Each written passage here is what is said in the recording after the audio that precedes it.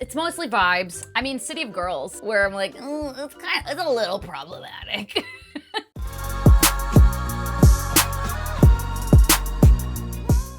Well, hello. Welcome back to my channel. Joshana here to talk about my reading taste in books. This is the get to know my taste tag, and I'm not sure if it was originally from Madi Ness at My Name is Madi Ness, or if it was Sam from Thoughts on Tomes.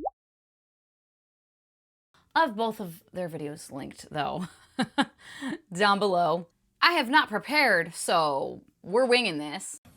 Okay, let's go. The first question is, how do you rate books? A quick rundown of how you do your star ratings, or if you don't use them, how you evaluate books. I do use star ratings, and I use Storygraph exclusively. I do not use Goodreads at all anymore to track books. So I do use the quarter star option that Storygraph has. You know, it's mostly vibes. I'll put up on the screen here my rating scale, and as it says on it, it's mostly vibes. I used to do the Caw Pile that I think Book Roast is her channel name, right? She created that years ago, and like a lot of people use that. I used to use Caw Pile, and then I had like kind of my own version of Caw Pile. I tweaked it slightly, and I used that for a while, where like different categories and this and that. And now I kind of just write out my thoughts. I do have like a template for reviews where, let me find it. I don't always use it though, but like on Storygraph, I'll copy paste my template, which has the first thing is TLDR, just kind of like the brief blurb about my thoughts on the book, a sentence, maybe a paragraph, whatever. And then rereadability. I do love to reread, and there are several books that I reread pretty regularly. I mean, City of Girls I reread basically every year. There's a few others that I do enjoy rereading as well. Every year I'm doing several rereads, and that's kind of what I use to determine if I keep books on my shelves or if I read it from the library or like an e-arc. Do I want to buy a physical copy? Is like, do I see myself rereading this ever? And if not, then I probably am not going to keep the copy. So that is something I think about. And then I just generally talk about like the writing, what I felt about the writing, then the characters, what I felt about the characterization, character development, all that shit. The plot, if I like the plot, the pacing, all that shit, the story that was being told and how it was told.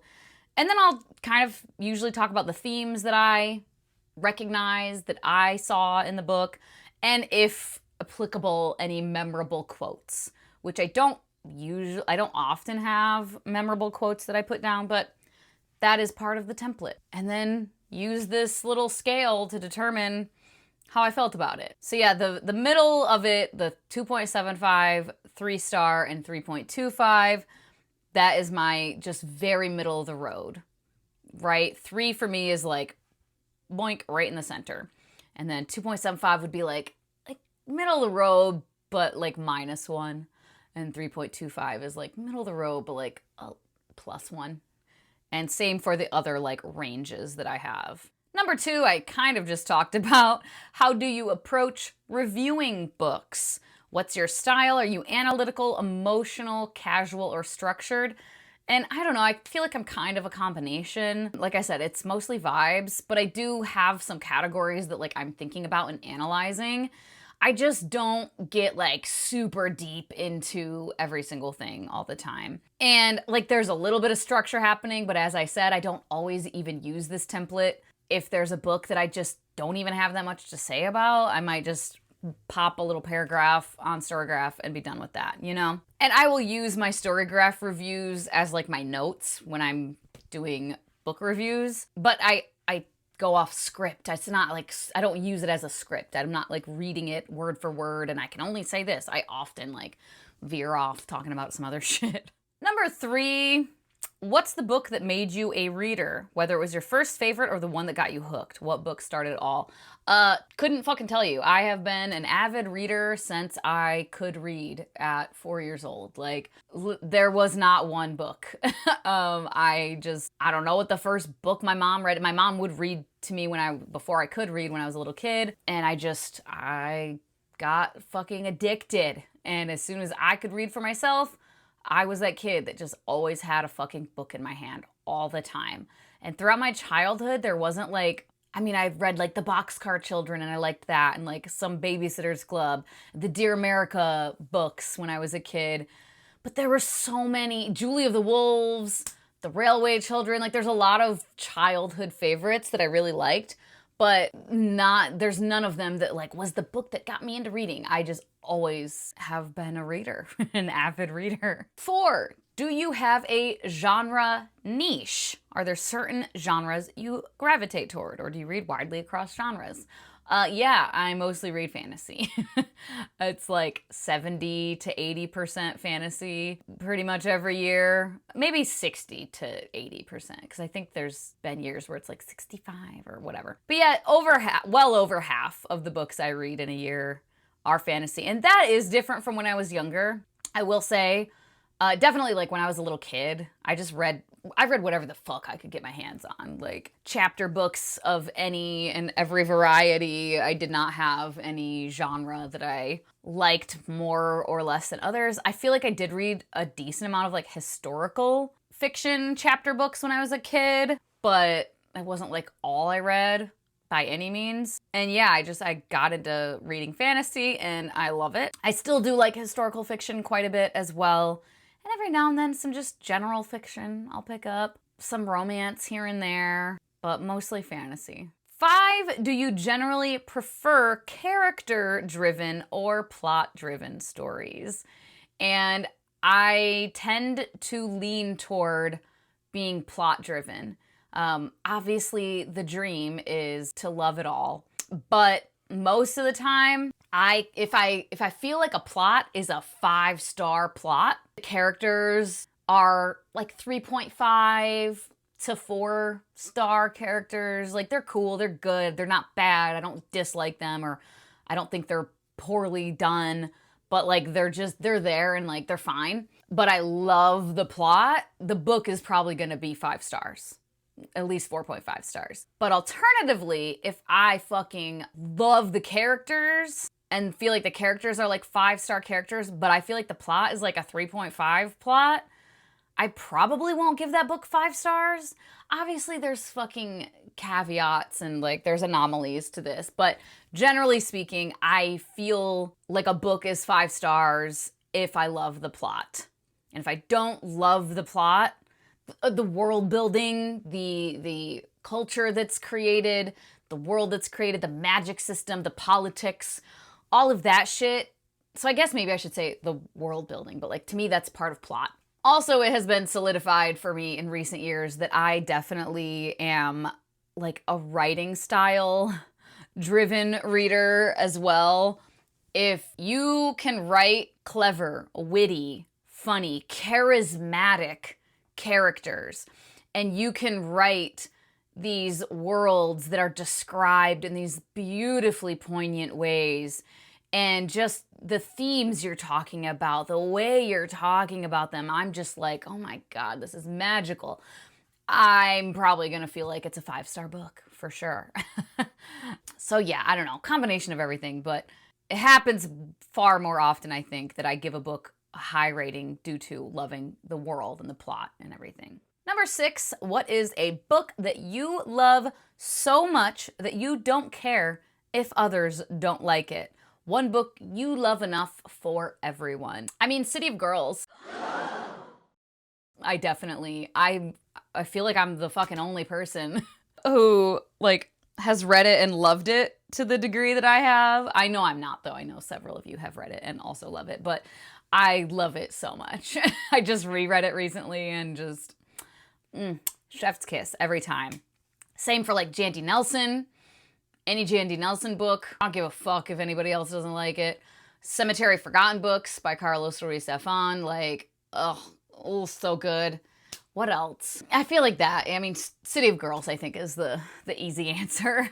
Number 7, what is a book that you love so much that if someone doesn't like it, you know your reading tastes don't align? The book or books where a difference of opinion is a strong indicator of different reading preferences. Jandy Nelson, I think for sure.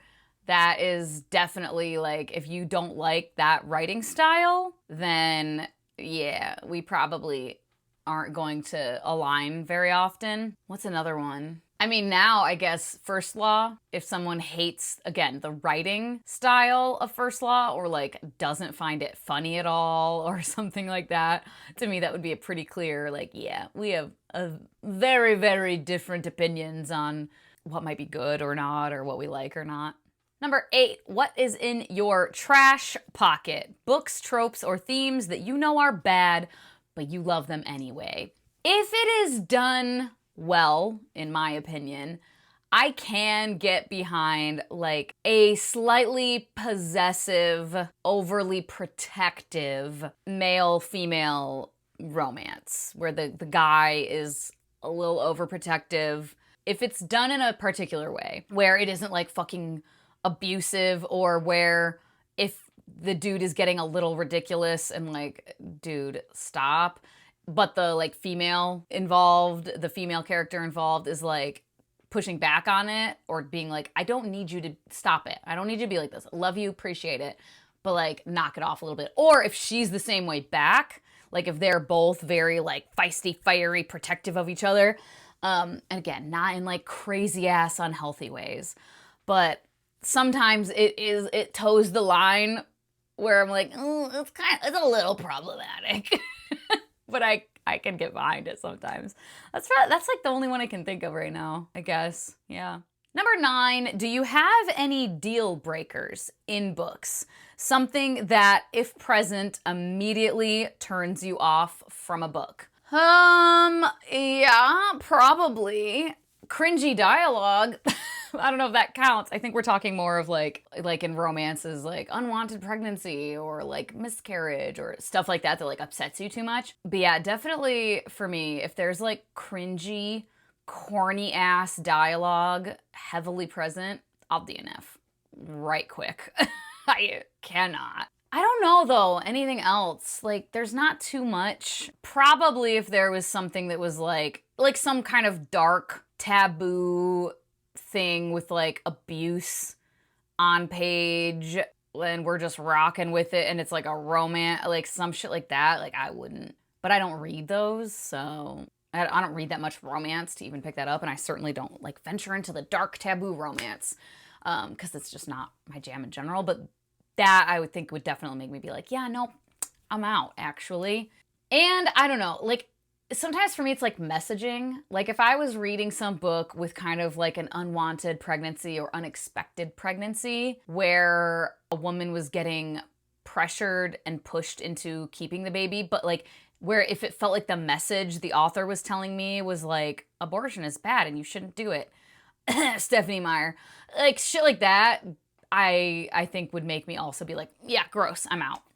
No fucking thanks. Number 10, what's a strong opinion you have about a book released within the last year? Whether it's overrated, underrated, or just a take you need to share. God, I don't fucking know. Let's see. Not a hot take, but just something I want to say. More people need to fucking read the new Jandy Nelson book that was published last year. Contemporary, young adults, LGBTQIA plus representation, coming of age, family, tragedy, drama, hilarity, lovely cast of characters, beautiful writing. Check it out. That's the only thing I can come up with. I don't feel like I have that many hot takes on other things. Because a lot of stuff I don't fucking pick up, you know? Okay, 11. I kind of talked about this already. What do you look for in writing? What makes a book stand out to you? Is it prose style, themes, voice, structure, or something else?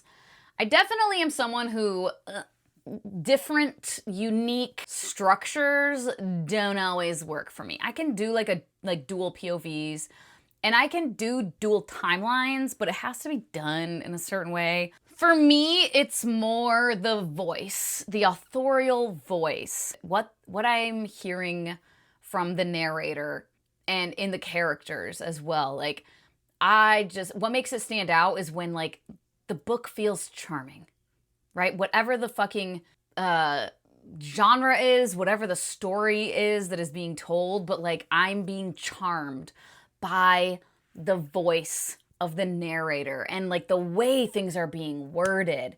I love a fucking good metaphor. Oh my God. I love a beautiful, poignant, thought-provoking metaphor. Something that makes me go, oh my God, who thinks of that? Like, the creativity.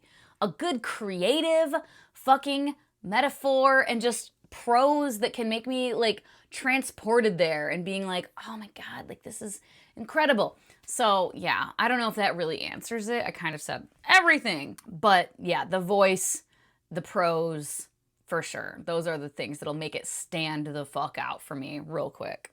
12, how do you decide what to read next? Do you plan ahead, mood read, or follow external factors like hype, recommendations, arcs, etc.? I prefer to just mood read. I've talked before about obligation reading is for the fucking birds, but inevitably, I think when you're involved in the bookternet, and you're seeing so many books, you're seeing people talk about, oh, this new book, that new book, and you're like, oh, I want to read that too.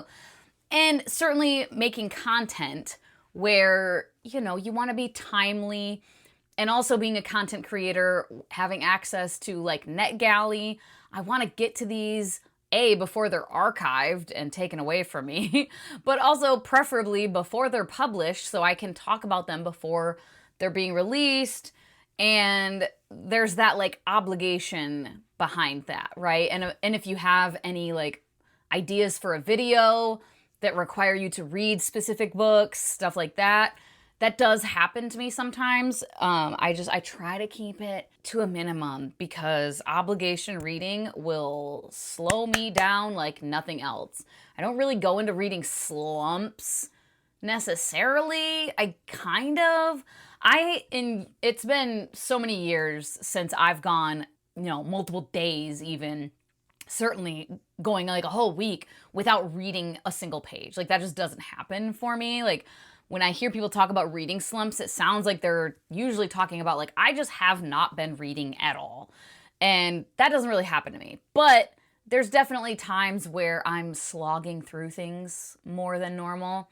And it tends to be when I have a lot more obligation reading. It's like my brain shuts off and is like, I don't wanna. And it drives me nuts, but that's how it works. So 13, where do you get inspiration for your booktube content? What sparks your video ideas? Create other creators, trends, personal reading experiences. And I mean, I'm not that fucking dynamic with my content. I pretty much do recent wrap-ups. I have been doing some more vlogs recently, like just reading vlogs. I don't do that many like project themed videos or anything. So my inspiration for my booktube content is just the books I'm reading. That's it. And occasionally a tag here and there, especially a tag if I see that like a lot of people are doing it more recently, I'll be more inclined to do that tag. I used to do tags all the fucking time. I used to do readathons all the fucking time. I don't anymore. I don't want all the obligation. 14, if you could make any book go viral right now, what would it be? A book you think deserves more attention and why? Just because I was just talking about it in a recent wrap-up that I just filmed, where I was talking about It Ends With Us. I did finally fucking read that book. And I was saying that it does a lot of things wrong, talking about domestic abuse and abusive relationships. And that I wish that people would instead, if you want to read a book about someone getting into an abusive relationship and how you can get sucked in and charmed and miss all these red flags, and then get sucked into it and then realize, oh shit, I'm in an abusive relationship, I need to get out, but it's hard to get out, and why it's so hard to get out, and how it feels to be trying to get out, but like trapped mentally and emotionally in this shit and reflecting on the red flags that you missed and how you missed them and this and that and the other thing, then this is the book that all these young girls, especially, this is young adult, so it deals with teenagers. So the beginning part where before they're together and she's like, just has a crush on him, it's very teenagery, okay? But especially young women who pick up It Ends With Us and are like, oh my God, I fell in love with Ryle. And then he was abusive, it's crazy. Oh my gosh, it just felt like it came out of nowhere. I'm like, oh my God, you need to understand that it didn't come out of nowhere. And in that book, it doesn't come out of nowhere, actually, if you can see the signs. But if you haven't been through it or you haven't been educated on it, you are naive to it. And if you're going to write a book showing some of these red flags, you got to point them out to people. And not just have it be like, if you know, you know. Like, no, there's too many young women picking that book up and like being shocked. And the book is not having a conversation about, hey, I get that, like, this is how it happens. But if you actually look and reflect back, it shouldn't be shocking because there were signs and you need to be able to see these signs. So this one instead, please, please, my God. And number 15 is, who are some booktubers with reading taste similar to yours? Well, you know, it depends. Leanna at Leanna's Library. We are so hit or miss because there's some books that she fucking loves that I hated or DNF'd or just was like, you know, whatever. And vice versa. There's some books that I love that like she could, you know, wax poetic about for 2 hours probably, and probably has in some videos of hers. The Hunger Games being the primary one that comes into question. But then there's occasionally books like The Conqueror's Saga by Kirsten White, Anti Darkin, etc. that we both fucking love. First Law, both fucking love. Like Abercrombie Stands. I'm not on her level yet, but love it. And I think also The Dark Descent of Elizabeth Frankenstein by Kirsten White. I think we both loved that. There's been some others too. Like there's very occasionally books that we both are like, fuck yeah, love this. But then it's like The Wolf. I hate that shit. I think I DNF'd it. I don't know. And what I read, I was just like, what the frick? Red Rising. I read the first book and was like, yeah, cool. And then I DNF'd the second one almost immediately. And, you know, it's like, it's so very hit or miss. But every now and then we do have some that we are very, very aligned on. So, you know, more so than some other people, I guess. I feel like Roger and I actually do have very similar tastes most of the time. I don't think there's anyone that I'm like, we are like twinsies. We love all the same things. But usually if I love a book, Roger also just kind of like likes things in general, I think. He's less of a hater than I feel like I am. But he does hate some things. And usually we hate the same types of things and the same books. Or the same, we have similar issues with things in books. Again, not always by any means, but most of the time. And like he loves Jandy Nelson now.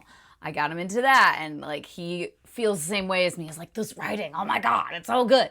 But like City of Girls he read and was like, I mean, yeah, it was good, but like he just doesn't have the same experience with it, right? But he didn't hate it and think it was trash or anything.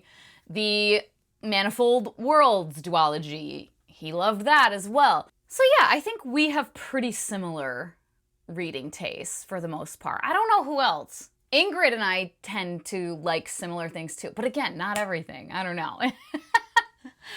Oh, it's very hit or miss. I don't, are there people out there who feel like they have a fellow booktuber that like they just are totally aligned and like we're like the same person? Is that a thing? But all right, that is all for these questions in this tag. I'm not going to tag anyone, but do the thing if you would like to do the thing. It's kind of a fun one to do. And if you viewer, have any answers to these questions that you would like to let me know. If any of my answers sound similar to you and your reading taste, let me know and give me a recommendation then. If you know of a book I haven't read that you're like, wait a minute, you might love this. As always, thank you so much for your time. Hope you all have a wonderful day, and I will talk to you later. Bye-bye.